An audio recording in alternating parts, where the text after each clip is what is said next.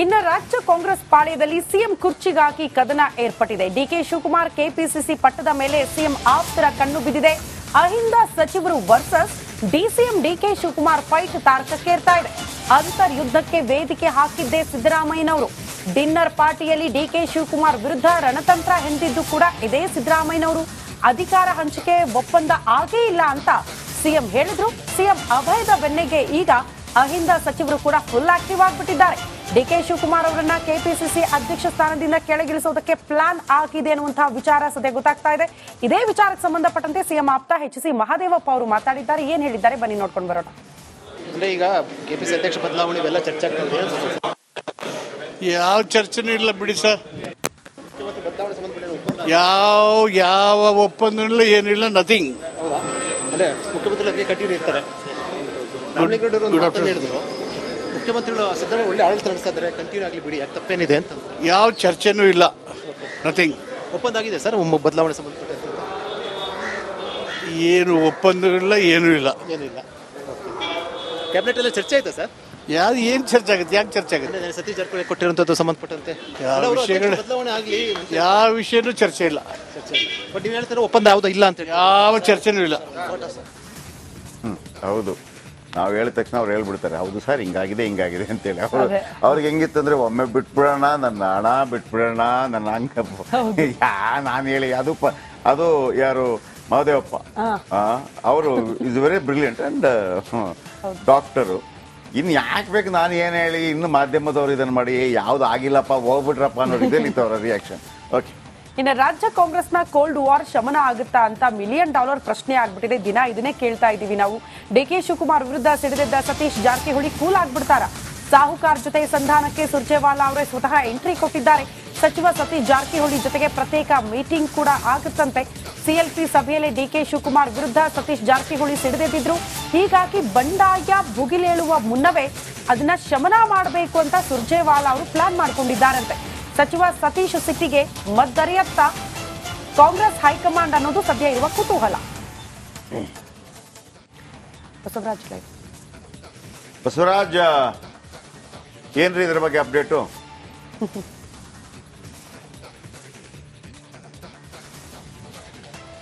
ಜಯಪ್ರಕಾಶ್, ಖಂಡಿತವಾಗ್ಲು ಒಂದ್ ಕಡೆ ಅಹಿಂದ ಸಚಿವರು ವರ್ಸಸ್ ಡಿಕೆ ಶಿವಕುಮಾರ್ ಲೆಕ್ಕಾಚಾರದಲ್ಲಿ ಒಂದು ಫೈಟ್ ನಡೀತಾ ಇದೆ.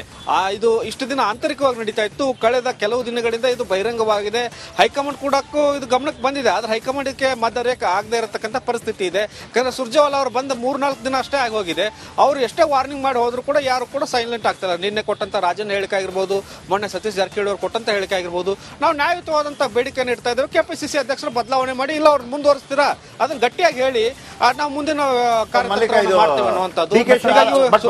ಗಾಂಧಿ ಭಾರತ. ಬಟ್ ಬಸವರಾಜ್, ಈಗ ನಾವು ನ್ಯಾಯಯುತ ಬೇಡಿಕೆ ಅಂತ ಹೇಳಿದ್ರಲ್ವಾ, ಡಿಕೆ ಶಿವಕುಮಾರ್ ಏನ್ ಹೇಳಿದ್ರು? ಅವ್ರು ನನಗೆ ಕೇಳ್ತಾ ಇಲ್ಲ, ಮಲ್ಲಿಕಾರ್ಜುನ್ ಖರ್ಗೆ ಕೇಳ್ತಾ ಇದ್ದಾರೆ. ಅವರು ವಿರೋಧ ಪಕ್ಷದ ನಾಯಕರು ಆಗಿದ್ದಾರೆ.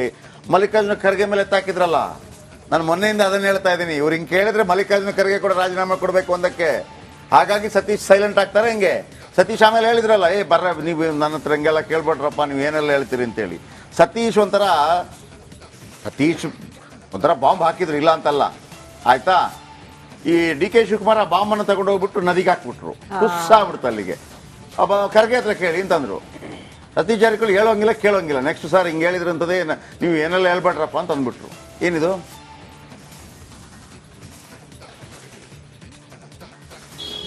ಜಯಪ್ರಕಾಶ್, ಖಂಡಿತವಾಗಿಯೂ ಖರ್ಗೆ ಅವರನ್ನ ಎಳೆ ತರದ ಮೂಲಕ ಅವರು ಒಂದು ರಕ್ಷಣೆಯನ್ನ ಮಾಡ್ಕೊಳ್ತಾ ಇದ್ದಾರೆ ಡಿ ಕೆ ಶಿವಕುಮಾರ್ ಅವರು. ಅವ್ರು ಹೈಕಮಾಂಡ್ ಮುಂದೆ ಡಿಮಾಂಡ್ ಇಟ್ಟಿರ್ತಕ್ಕಂಥದ್ದು. ಅವರೇನು ಹಾದಿ ಬೀದಿಯಲ್ಲಿ ಇವತ್ತು ಮಾತಾಡ್ತಿರ್ಬೋದು, ಮೊನ್ನೆ ಸುರ್ಜೇವಾಲಾ ಅವ್ರಿಗೆ ನೇರವಾಗಿ ಹೇಳಿರ್ತಕ್ಕಂಥದ್ದು. ಆದ್ರೂ ಕೂಡ ಹೈಕಮಾಂಡ್ ಇದರಲ್ಲಿ ಜಾಣ ಮೌನವನ್ನು ವಹಿಸ್ತಾ ಇದೆ. ಅವರು ಕೂಡ ಸೂಕ್ತವಾದಂತ ಅಭ್ಯರ್ಥಿಯನ್ನು ಹುಡುಕ್ತಾ ಇದ್ದಾರೆ. ಡಿಕೆಸಿ ಅಷ್ಟೇ ಸಮರ್ಥರಾಗಿರ್ಬೇಕಾದಂತವ್ರು. ಒಂದು ಲೆಕ್ಕಾಚಾರದಲ್ಲಿ ಸತೀಶ್ ಜಾರಕಿಹೊಳಿ ಅವ್ರನ್ನು ಕೂಡ ಕೇಳಲಾಗಿದೆ. ಅವರು ಒಂದು ಫಸ್ಟ್ ಹಿಂದೇಟನ್ನು ಹಾಕಿದ್ರೆ ಈಗ ರೆಡಿ ಆಗಿದೆ ಅನ್ನುವಂತ ಮಾತನ್ನ ಹೇಳ್ತಾ ಇದ್ದಾರೆ. ಹೀಗಾಗಿ ಹೈಕಮಾಂಡ್ ಕೂಡ ಗೊಂದಲ ಇದೆ. ಒಂದ್ ಕಡೆ ಅಧಿಕಾರ ಹಂಚಿಕೆ ಸೂತ್ರ ಸಂಪೂರ್ಣ ಆಗುವವರೆಗೂ ನಾನು ಬಿಟ್ಟು ಕೊಡೋಕೆ ತಯಾರಿಲ್ಲ ಅನ್ನುವಂತ ಮಾತನ್ನ ಡಿ ಕೆ ಅವರು ಹೇಳ್ತಾ ಇರೋದ್ರಿಂದ ಸದ್ಯಕ್ಕೆ ಗೊಂದಲದ ಗೂಡಾಗಿದೆ. ಯಾಕಂದ್ರೆ ಡಿ ಕೆ ಶಿವಕುಮಾರ್ ಅವರು ಥ್ಯಾಂಕ್ ಯು ಬಸವರಾಜ್. ಇಷ್ಟೇ, ಇದು ಕೆಪಿಸಿಸಿ ಅಧ್ಯಕ್ಷ ಬಿಟ್ಟ ತಕ್ಷಣ ಮುಖ್ಯಮಂತ್ರಿ ಮಾಡಿದ್ರೆ ಬಿಟ್ಕೊಡ್ತಾರೆ. ಕೆಪಿಸಿಸಿ ಅಧ್ಯಕ್ಷ ಬಿಟ್ಕೊಡ್ಬೇಕಾ? ಮುಖ್ಯಮಂತ್ರಿ ಮಾಡಿ ಬಿಟ್ಕೊಡ್ತೀನಿ. ಮತ್ತೊಂದು ಅಲ್ಲೊಂದು ಬಾಣ ಹೊಡಿತಾರೆ, ನನ್ನ ತಮ್ಮನೇ ಮಾಡಿ ಅಂತ ಹೇಳ್ತಾರೆ. ಅದು ಆಕ್ಷನ್ ಬಿ. ಆಕ್ಷನ್ ಎ ಏನು? ಸಿಎಂ ಪಟ್ಟ, ಅದನ್ನ ಬಿಡ್ಬೇಕಾ? ಬಿಡ್ ಸಿಎಂ ಕೊಡಿ ಮುಗ್ದೋಯ್ತು. ಏನ್ ಬೇಕಾದ್ರೂ ಮಾಡ್ಕೊಳ್ಳಿ, ನಾನು ಮಾಡ್ಕೊತೀನಿ. ನೀನು KPC ಅಧ್ಯಕ್ಷ ಆಗು, ಸತೀಶ್ ಜಾರಕಿಹೊಳಿ ಆಗು, ಮತ್ತೊಬ್ಬ DK ತಲೆಯಲ್ಲಿ ಹಂಗಿರುತ್ತೆ ಆಗು, CM ನಾನಲ್ವಾ, ಆಯ್ತು ನೀನೇನು ಅವ್ರ ಪಕ್ಷದ ಅಧ್ಯಕ್ಷರಿದ್ದಾರೆ, ಅವ್ರ ಮಾತನ್ನು ಕೇಳಬೇಕಾಗತ್ತೆ ಅಂತ ಒಂದು ಡೈಲಾಗ್ ಹೊಡೆದು ಹೋಗ್ಬಿಡ್ತಾರೆ. CM ಅಪ್ಪ ನನಗೆ ಬೇಕಿರೋದು, ಆಮೇಲೆ ನೋಡ್ಕೊತೀನಿ ನಾನು ಅಂತೇಳಿ.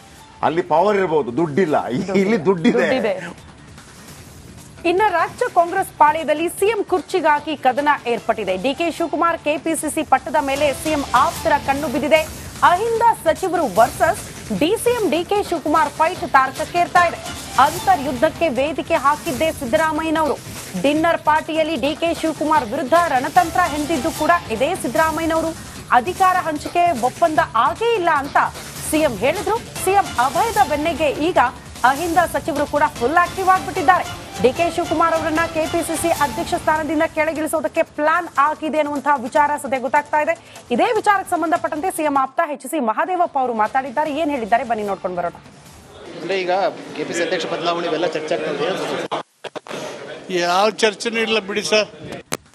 ಬದಲಾವಣೆ ಸಂಬಂಧಪಟ್ಟ ಯಾವ ಒಪ್ಪಂದ ಇಲ್ಲ, ಏನಿಲ್ಲ, ನಥಿಂಗ್. ಹೌದಾ? ಅಂದ್ರೆ ಮುಖ್ಯಮಂತ್ರಿ ಕಂಟಿನ್ಯೂ ಇರ್ತಾರೆ. ರಾಮಲಿಂಗೇಗೌಡರು ಒಂದು ಮಾತನ್ನ ಹೇಳಿದ್ರು, ಮುಖ್ಯಮಂತ್ರಿಗಳು ಸಿದ್ದರಾಮಯ್ಯ ಒಳ್ಳೆ ಆಡಳಿತ ನಡೆಸ್ತಾ ಇದ್ದಾರೆ, ಕಂಟಿನ್ಯೂ ಆಗಲಿ ಬಿಡಿ, ಯಾಕೆ ತಪ್ಪೇನಿದೆ ಅಂತ. ಯಾವ ಚರ್ಚೆನೂ ಇಲ್ಲ, ನಥಿಂಗ್. ಒಪ್ಪಂದ ಆಗಿದೆ ಸರ್ ಬದಲಾವಣೆ ಸಂಬಂಧಪಟ್ಟಂತೆ? ಏನು ಒಪ್ಪಂದ ಇಲ್ಲ, ಏನೂ ಇಲ್ಲ. ಏನಿಲ್ಲ. ಕ್ಯಾಬಿನೆಟ್ ಅಲ್ಲಿ ಚರ್ಚೆ ಆಯ್ತಾ ಸರ್? ಏನ್ ಚರ್ಚೆ ಆಗುತ್ತೆ? ಯಾಕೆ ಚರ್ಚೆ ಆಗುತ್ತೆ? ಅಂದ್ರೆ ಸತೀಶ್ ಜಾರಕಿಹೊಳಿ ಕೊಟ್ಟಿರುವಂತದ್ದು ಸಂಬಂಧಪಟ್ಟಂತೆ ಯಾವ ವಿಷಯಗಳು ಬದಲಾವಣೆ ಆಗಲಿ ಯಾವ ವಿಷಯನೂ ಚರ್ಚೆ ಇಲ್ಲ. ಬಟ್ ನೀವು ಹೇಳ್ತಾರೆ ಒಪ್ಪಂದ ಯಾವುದೋ ಇಲ್ಲ ಅಂತ ಹೇಳಿ. ಯಾವ ಚರ್ಚೆನೂ ಇಲ್ಲ. ಹೌದು, ನಾವು ಹೇಳಿದ ತಕ್ಷಣ ಅವ್ರು ಹೇಳ್ಬಿಡ್ತಾರೆ, ಹೌದು ಸರ್ ಹಿಂಗಾಗಿದೆ ಅಂತೇಳಿ. ಅವ್ರಿಗೆ ಹೆಂಗಿತ್ತಂದ್ರೆ ಒಮ್ಮೆ ಬಿಟ್ಬಿಡೋಣ, ನನ್ನ ಹಣ ಬಿಟ್ಬಿಡೋಣ, ನನ್ನ ಅಂಕ ನಾನು ಹೇಳಿ ಅದು ಯಾರು ಮಹದೇವಪ್ಪ ಅವರು is very brilliant and doctor. ಇನ್ನು ಯಾಕೆ ಬೇಕು ನಾನು ಏನು ಹೇಳಿ, ಇನ್ನು ಮಾಧ್ಯಮದವ್ರು ಇದನ್ನ ಮಾಡಿ ಯಾವ್ದು ಆಗಿಲ್ಲಪ್ಪ ಹೋಗ್ಬಿಟ್ರಪ್ಪ ಅನ್ನೋ ರೀತಿಯಲ್ಲಿ ಅವರ ರಿಯಾಕ್ಷನ್. ಓಕೆ, ಇನ್ನು ರಾಜ್ಯ ಕಾಂಗ್ರೆಸ್ನ ಕೋಲ್ಡ್ ವಾರ್ ಶಮನ ಆಗುತ್ತಾ ಅಂತ $1 ಮಿಲಿಯನ್ ಪ್ರಶ್ನೆ ಆಗ್ಬಿಟ್ಟಿದೆ. ದಿನ ಇದನ್ನೇ ಕೇಳ್ತಾ ಇದೀವಿ ನಾವು. DK ಶಿವಕುಮಾರ್ ವಿರುದ್ಧ ಸಿಡಿದಿದ್ದ ಸತೀಶ್ ಜಾರಕಿಹೊಳಿ ಕೂಲ್ ಆಗ್ಬಿಡ್ತಾರ? ಸಾಹುಕಾರ್ ಜೊತೆ ಸಂಧಾನಕ್ಕೆ ಸುರ್ಜೇವಾಲಾ ಅವರೇ ಸ್ವತಃ ಎಂಟ್ರಿ ಕೊಟ್ಟಿದ್ದಾರೆ. ಸಚಿವ ಸತೀಶ್ ಜಾರಕಿಹೊಳಿ ಜೊತೆಗೆ ಪ್ರತ್ಯೇಕ ಮೀಟಿಂಗ್ ಕೂಡ ಆಗುತ್ತಂತೆ. CLP ಸಭೆಯಲ್ಲಿ DK ಶಿವಕುಮಾರ್ ವಿರುದ್ಧ ಸತೀಶ್ ಜಾರಕಿಹೊಳಿ ಸಿಡಿದೆದ್ದಿದ್ರು. ಹೀಗಾಗಿ ಬಂಡಾಯ ಭುಗಿಲೇಳುವ ಮುನ್ನವೇ ಅದನ್ನ ಶಮನ ಮಾಡಬೇಕು ಅಂತ ಸುರ್ಜೇವಾಲಾ ಅವರು ಪ್ಲಾನ್ ಮಾಡಿಕೊಂಡಿದ್ದಾರಂತೆ. ಸಚಿವ ಸತೀಶ್ ಸಿಟ್ಟಿಗೆ ಮದ್ದರಿಯತ್ತ ಕಾಂಗ್ರೆಸ್ ಹೈಕಮಾಂಡ್ ಅನ್ನೋದು ಸದ್ಯ ಇರುವ ಕುತೂಹಲ. ಬಸವರಾಜ್ ಏನ್ರಿ ಇದ್ರ ಬಗ್ಗೆ ಅಪ್ಡೇಟು?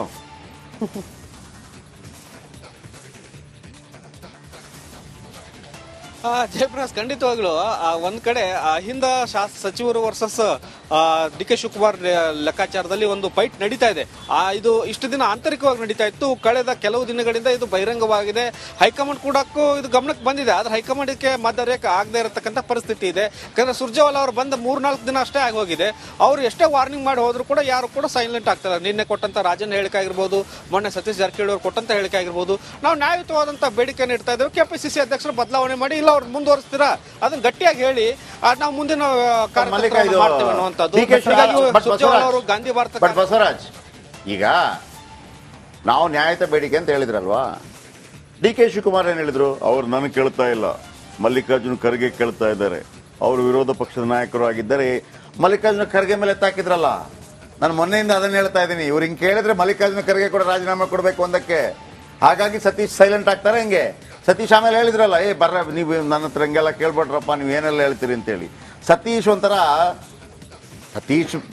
ಒಂಥರ ಬಾಂಬ್ ಹಾಕಿದ್ರು, ಇಲ್ಲ ಅಂತಲ್ಲ, ಆಯ್ತಾ?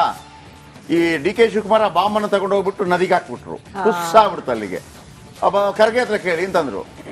ಸತೀಶ್ ಜಾರಕಿಹೊಳಿ ಹೇಳೋಂಗಿಲ್ಲ ಕೇಳೋಂಗಿಲ್ಲ. ನೆಕ್ಸ್ಟ್ ಸರ್ ಹಿಂಗೆ ಹೇಳಿದ್ರು ಅಂತದೇ, ನೀವು ಏನೆಲ್ಲ ಹೇಳ್ಬೇಡ್ರಪ್ಪ ಅಂತ ಅಂದ್ಬಿಟ್ರು. ಏನಿದು?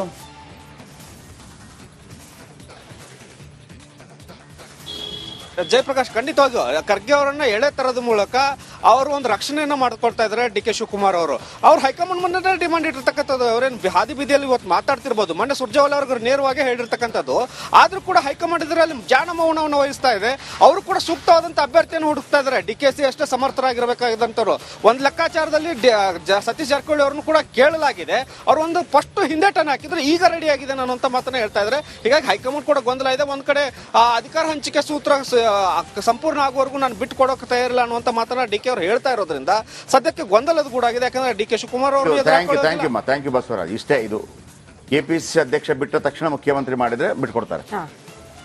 ಕೆಪಿಸಿ ಅಧ್ಯಕ್ಷ ಬಿಟ್ಕೊಡ್ಬೇಕಾ, ಮುಖ್ಯಮಂತ್ರಿ ಮಾಡಿ ಬಿಟ್ಕೊಡ್ತೀನಿ. ಮತ್ತೊಂದು ಒಂದು ಬಾಣ ಹೊಡಿತಾರೆ, ನನ್ನ ತಮ್ಮನೇ ಮಾಡಿ ಅಂತ ಹೇಳ್ತಾರೆ. ಅದು ಆಕ್ಷನ್ ಬಿ. ಹೌದು. ಆಕ್ಷನ್ ಎ ಏನು? ಸಿಎಂ ಪಟ್ಟ. ಅದನ್ನ ಬಿಡ್ಬೇಕಾ? ಸಿಎಂ ಕೊಡಿ. ಮುಗ್ದೋಯ್ತು. ಏನ್ ಬೇಕಿದ್ರೆ ಮಾಡ್ಕೊಳ್ಳಿ, ನಾನು ಮಾಡ್ಕೊತೀನಿ. ನೀನು ಕೆಪಿಸಿ ಅಧ್ಯಕ್ಷ ಆಗು, ಸತೀಶ್ ಜಾರಕಿಹೊಳಿ ಆಗು, ಮತ್ತೊಬ್ಬ ಡಿ ಕೆ ತಲೆಯಲ್ಲಿ ಹಂಗಿರುತ್ತೆ ಆಗು. ಸಿಎಂ ನಾನಲ್ವಾ, ಆಯ್ತು ನೀನೇನು ಪಕ್ಷದ ಅಧ್ಯಕ್ಷರಿದ್ದಾರೆ, ನಾವು ಅವ್ರ ಮಾತನ್ನು ಕೇಳಬೇಕಾಗತ್ತೆ ಅಂತ ಒಂದು ಡೈಲಾಗ್ ಹೊಡೆದು ಹೋಗ್ಬಿಡ್ತಾರೆ. ಸಿಎಂ ಅಪ್ಪ ನನಗೆ ಬೇಕಿರೋದು, ಆಮೇಲೆ ನೋಡ್ಕೊತೀನಿ ನಾನು ಅಂತೇಳಿ.